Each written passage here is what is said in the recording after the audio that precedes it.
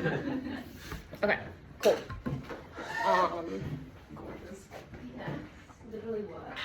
Okay, PM, whenever you're ready.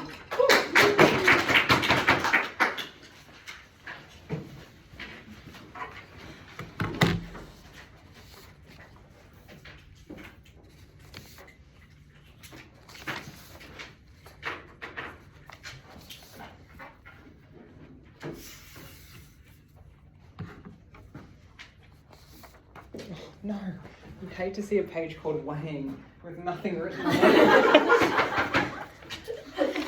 Disaster. Sorry, that's not good framing for my speech. I'm sure I'll do weighing. It's because it was so clear throughout the whole speech that there was nothing more to add. Yeah, exactly. Right, ready everyone? 4 things from the speech: the features of the Common Agricultural Policy are abolishing, how we'll be spending our counter fiat. Secondly, how this constitutes agricultural protectionism, which is bad. Secondly, this is functionally a fuel subsidy, which is terrible for the environment. And finally, that this has created oligopolies in the EU farming market, which have been disastrous. What are we going to do? We're abolishing the CAP, which looks like subsidies to farmers that specifically end up being spent on fuel. We would suggest that like 2/3 of the money of the Common Agricultural Policy, by the way, is subsidies to farmers. So it's clearly the biggest and most substantial part of the policy. And the most expensive part of running a farm and how you reduce your input costs is by the ongoing costs of powering your machinery, your sower, your reaping, your processing and transporting, all of which in the status quo are fuel dependent. So functionally the subsidies of the CAP are those that end up being spent on fuel. And again, the other note I would make about these subsidies is they're currently given scale to the acreage of your farm. So bigger acre farms get more money and scale to size of your farm, which I'll get back to in a moment in the oligopoly argument, but I want to note that. So we're getting rid of that, and we're going to do a counter model.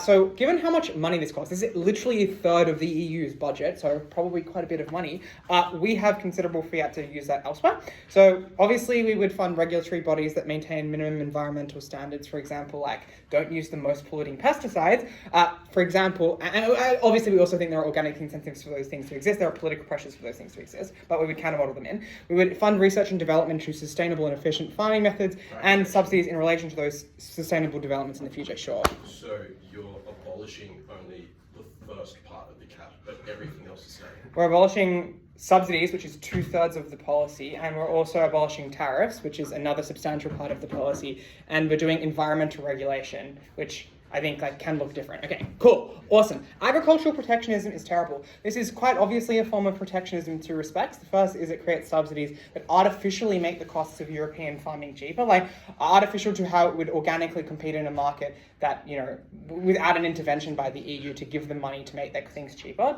And I guess there's that quid pro quo that you will make it cheaper when you have a subsidy. But secondly, there's tariffs to make the competitors to the EU farming agricultural market much less competitive, at least as it concerns the EU, which is 1 billion people who live there, which means that it benefits EU agriculture and harms everyone else who agriculturally exports to the EU. So places like Southeast Asia, India, China, to a lesser extent, but to a great extent, Africa and South America, which have a huge agricultural export, which export pretty directly to the EU.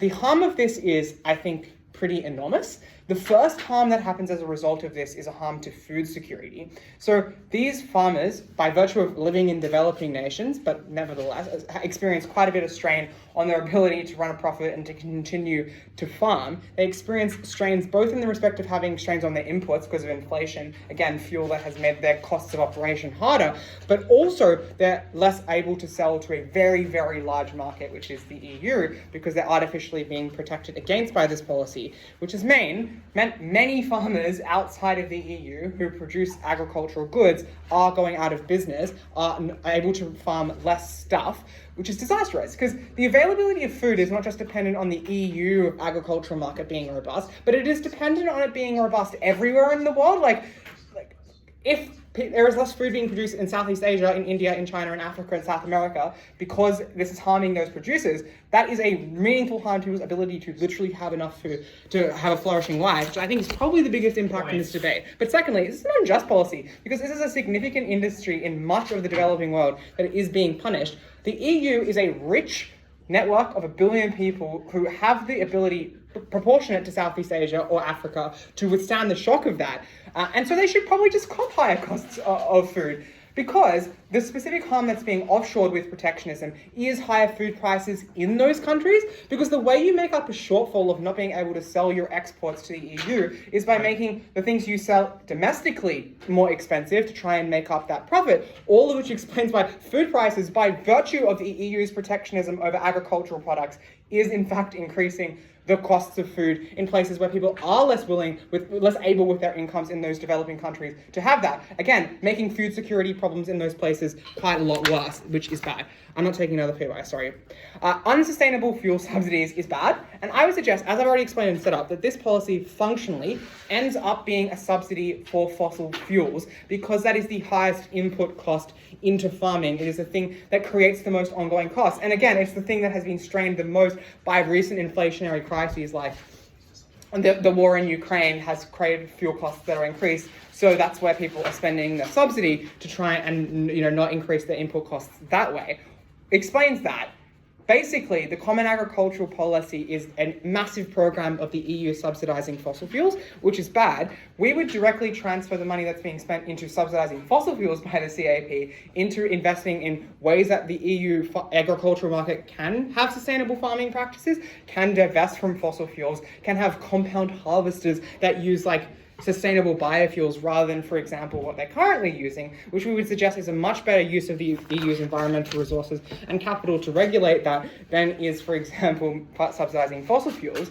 It's a good thing because it's a huge contributor to climate change. And artificially making fuels cheaper because more people are demanding it is a bad thing, and the EU should be doing something to remedy it. And that cost also is escalating because of the fact that fuels costs are ever increasing because of the inflationary crises that I have explained, which means you're unable to keep up the ever increasing costs of the subsidies and hope they're effective. The EU should just abandon it now so that they don't end up in a situation where they have to keep unsustainably subsidizing an industry that has ever increasing costs. Let's talk about oligopolization and consolidation of EU farming, because as I've explained, these subsidies are given by land area, so there's a disproportionate benefit of subsidies to people who are large farmers, because they already benefit from economies of scale because they're established, they have established facilities, they have probably lots more staff, which mean that they are able to extract more profit from what they already have, but they're also getting more money from the EU, which explains they're able to disproportionately outcompete smaller competitors in the market.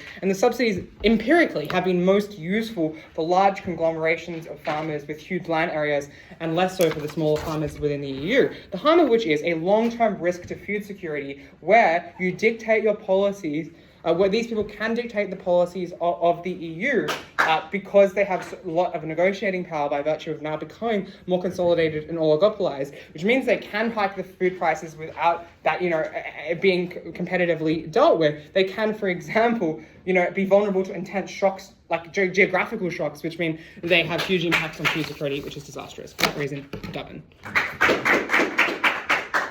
Great, thank you so much for that speech, and I now welcome Nicola.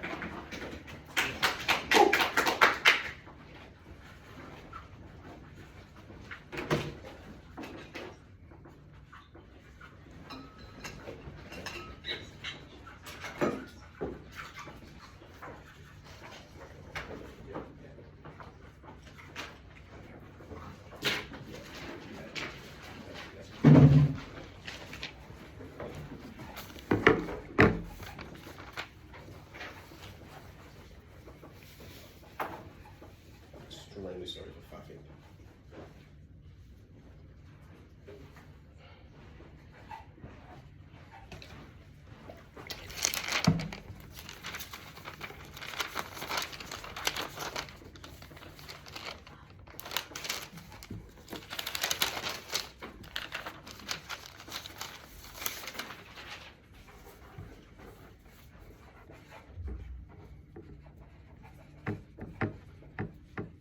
Opening government has mischaracterised what the cap does, and that's what they are doing.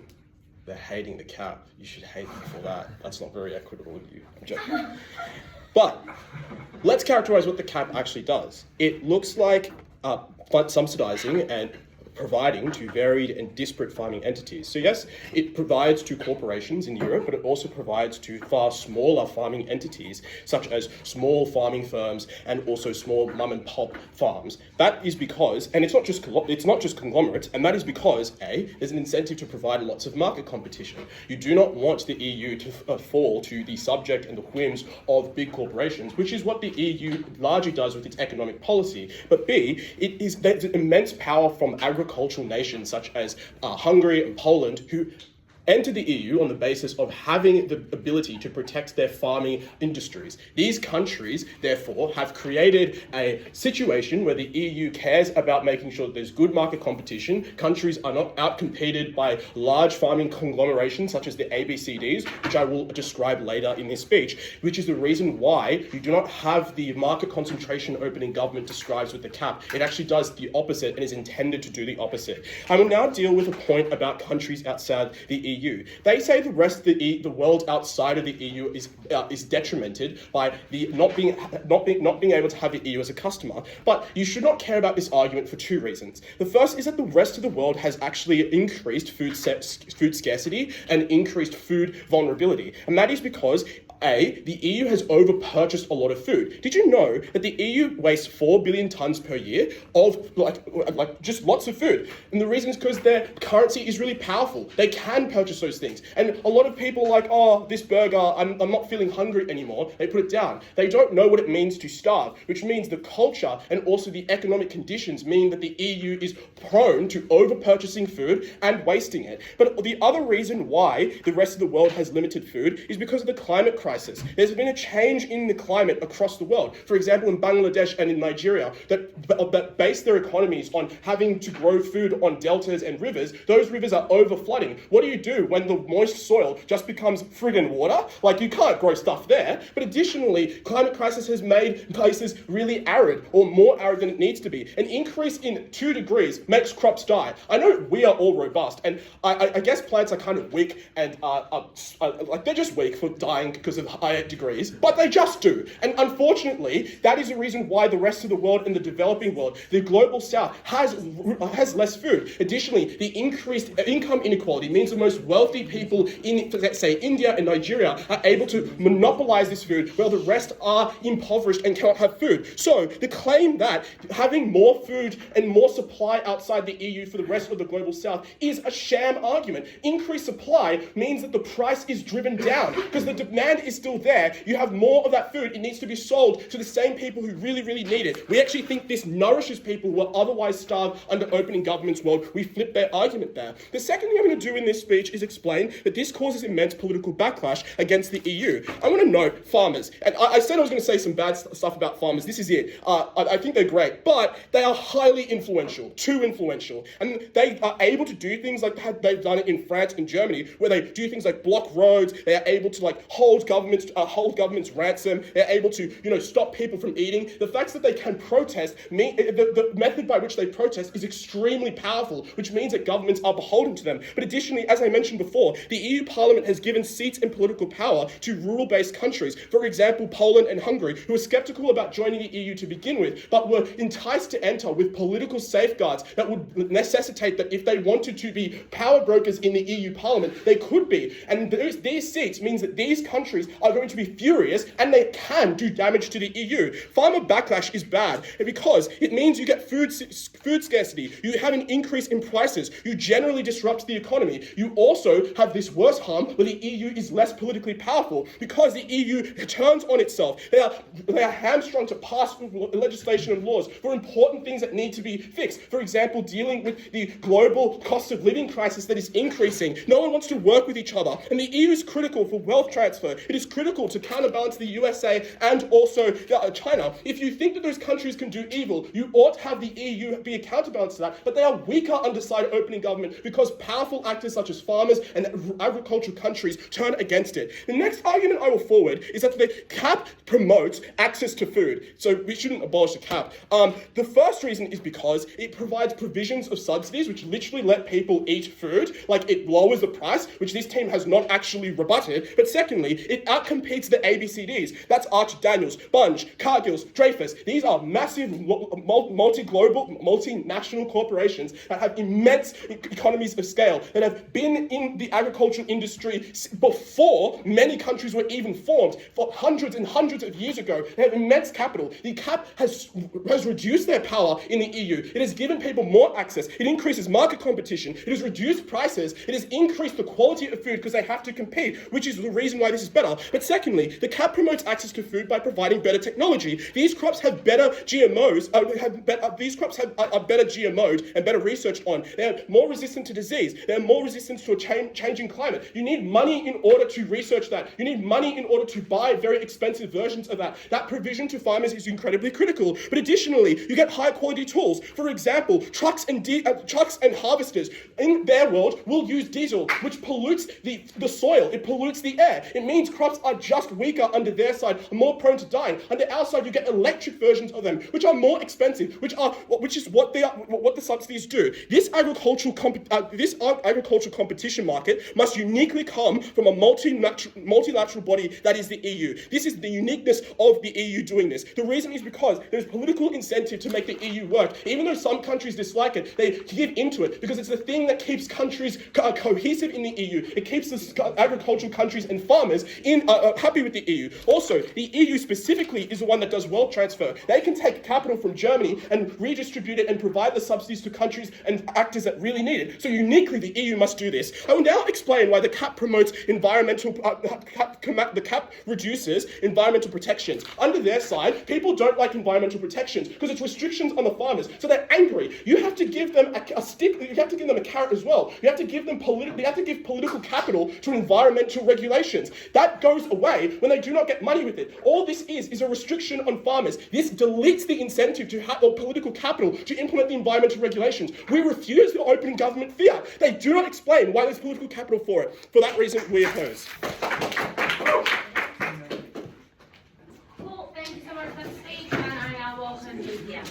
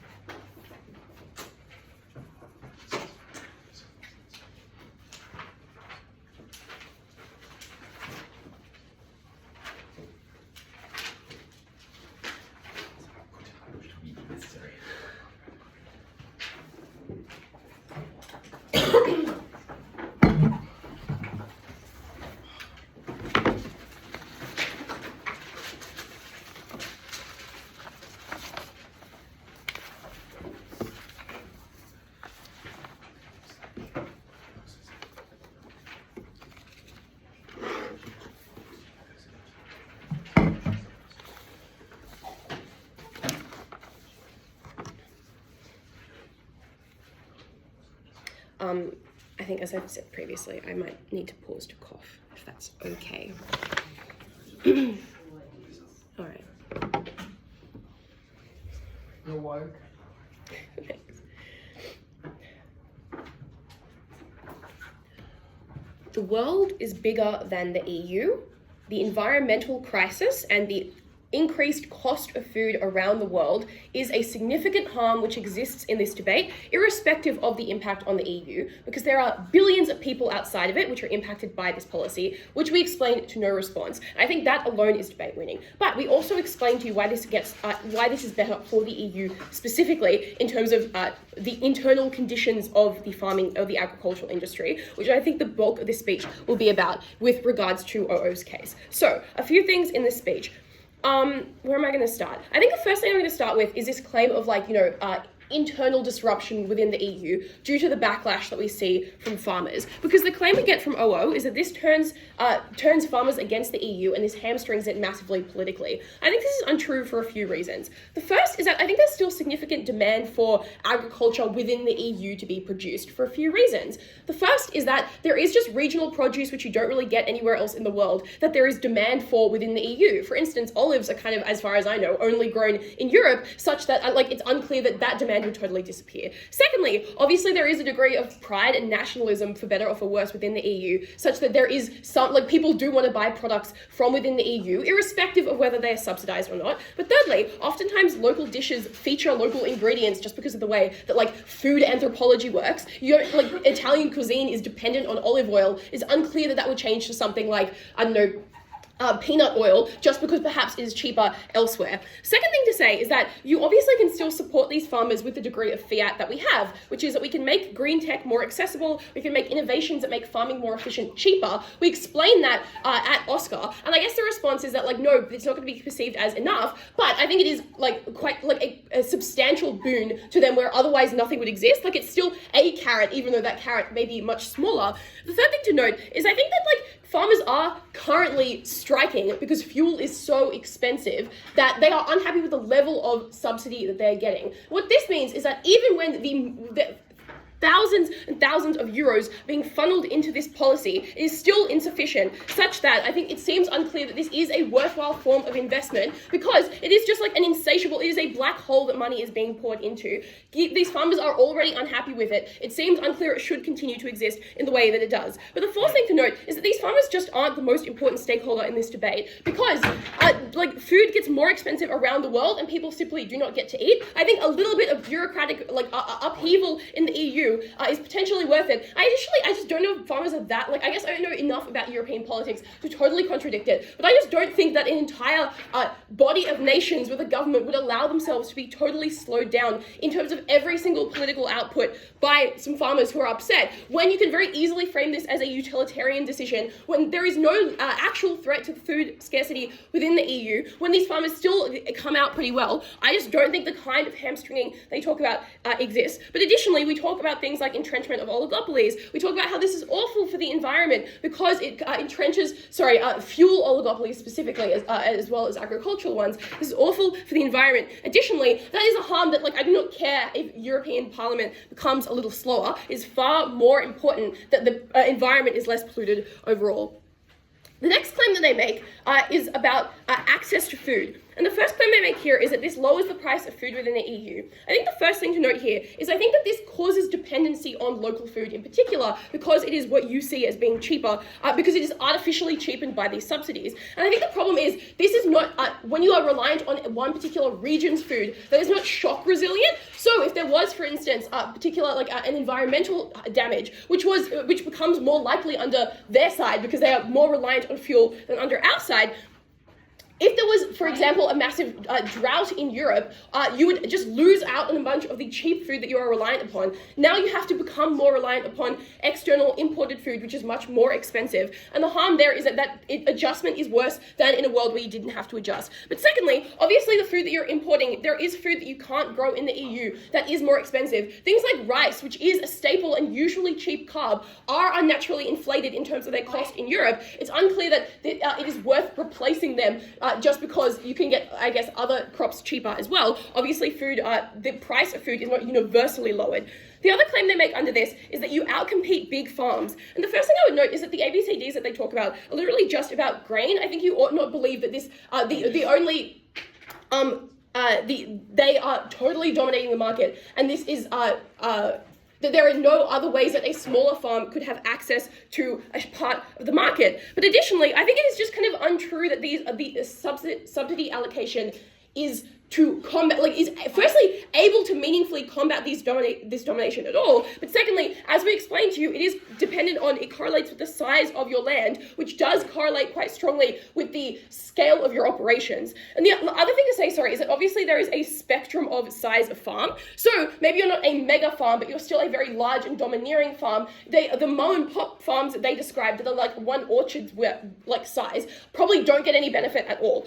before I move on, I'll take a point from closing. Would this not anger the citizens of the EU when the cost of food go up as you identify in a cost of living crisis?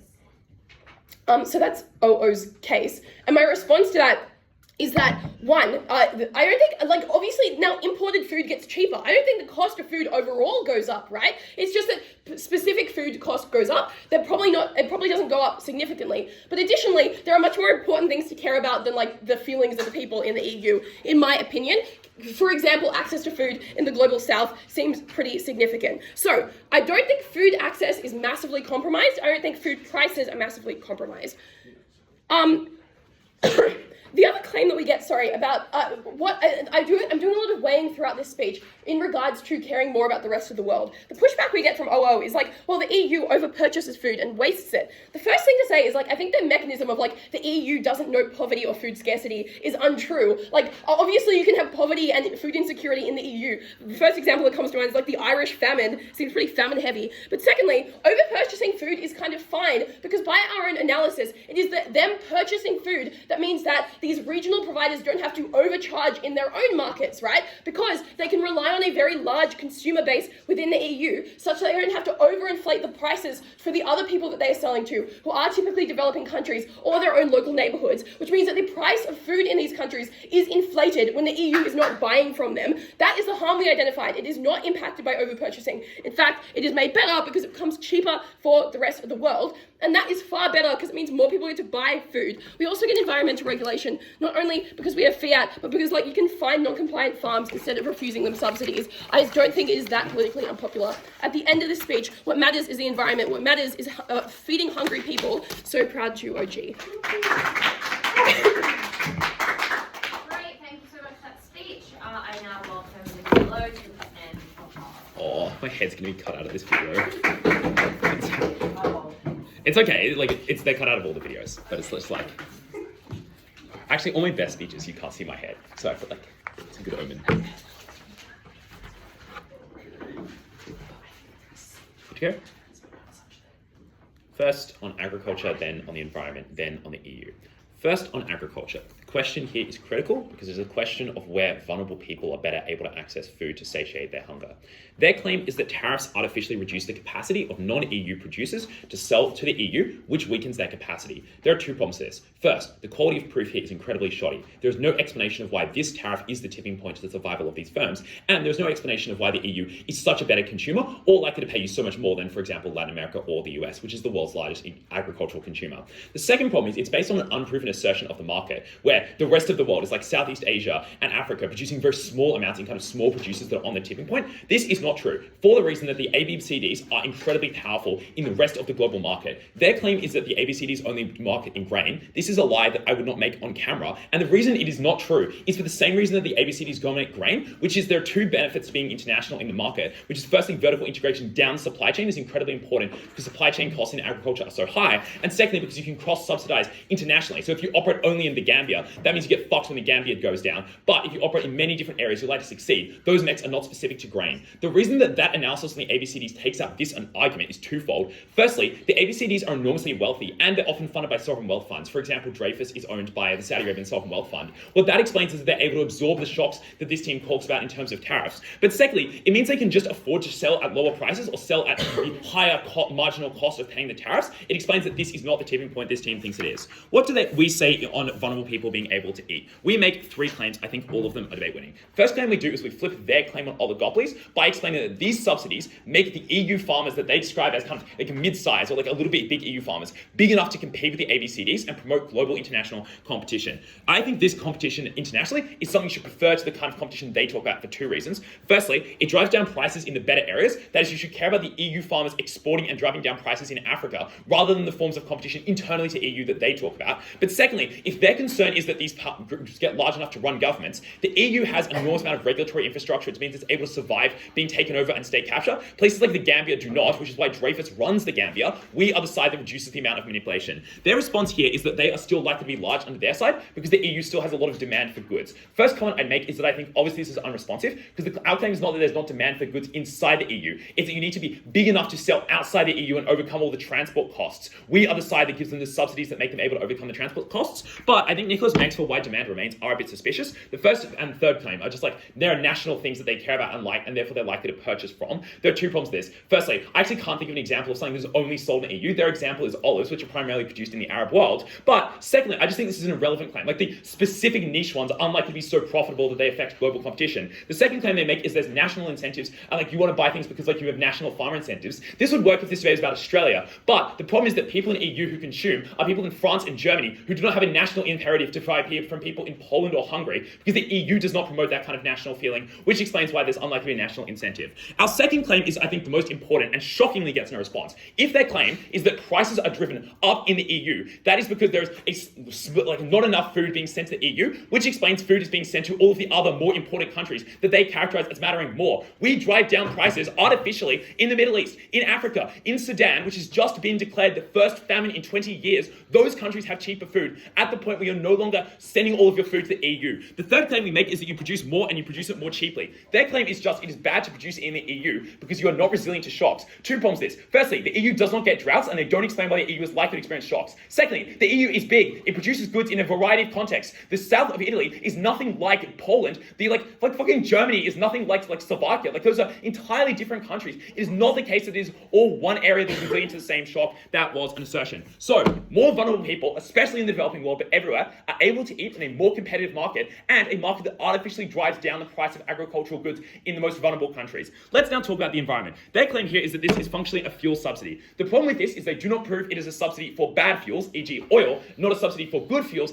e.g. biofuels or LNG or nuclear. There is in fact substantial reason to believe that the EU's direction of subsidies is likely to be in the direction of LNG and nuclear and biofuels for two reasons. Firstly, the EU is trying to transition away from Russian oil because that creates dependency, which is why the EU invests a shit ton in LNG, which is why the cap is a vehicle to subsidize LNG to make farmers take LNG. No. Secondly, the EU is full of bureaucrats who are Greens and live in Brussels. They care a shit ton about the environment, which is why they're likely to do this in the way that is not as stupid as this team describes. We explain a bunch of better mechs on the environment. There are three of them. The first, as Jez explains, is you lead to better developments in technology. Things like better rice strains or better grain strains that are more climate resistant are incredibly important for the environment. They also mean that you can do things like more efficient wet rice agriculture that you should care about. No response. Secondly, a new substantive. I think this reduces the feeling of insecurity. That is, in the short, right now, or I guess without subsidies, farmers are short-termist. That is, they are currently waiting on each individual harvest, which means they have to, if their neighbor is using shitty fertilizer that's bad for the environment, they're like, well, I can't make the transition to a good fertilizer that's good for the environment, because if I lose this season, I die.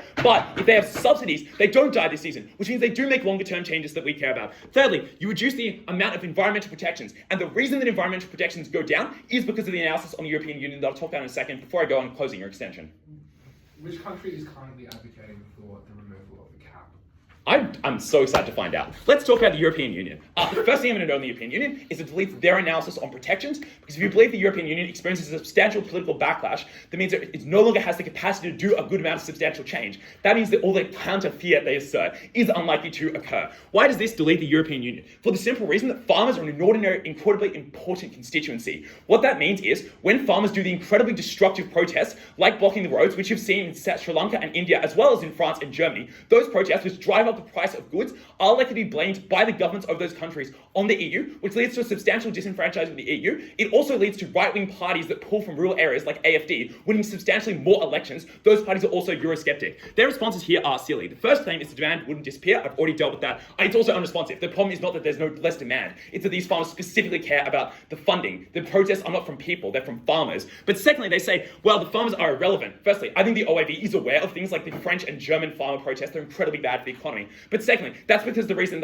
prices going up is really bad for everyone. So if you block the roads and the truckers strike with you, that is really shit. Why is the EU the most important claim today? They lie and say this only affects the EU. The EU is incredibly important in the world. It is something that subsidizes an enormous number of countries in Africa through aid programs. It is someone that provides a global counterbalance to the US and China, which is why, for example, it's way more woke on Palestine than the US is, which is fucking awesome. Secondly, the EU affects the most diverse range of people. This debate is about agriculture, but that does not mean that arguments that are not about agriculture are not more important. The EU cross-subsidizes, so countries like Slovakia can survive with German funding. The EU is more long-term. It is able to make policies into the far term, whereas short-term government incentives are quite problematic. We are the side that defends an institution that does an enormous amount of good, and we make goods cheaper in the process. Proud to oppose. Great, thanks so much, top half. To start off back half, I welcome Brendon.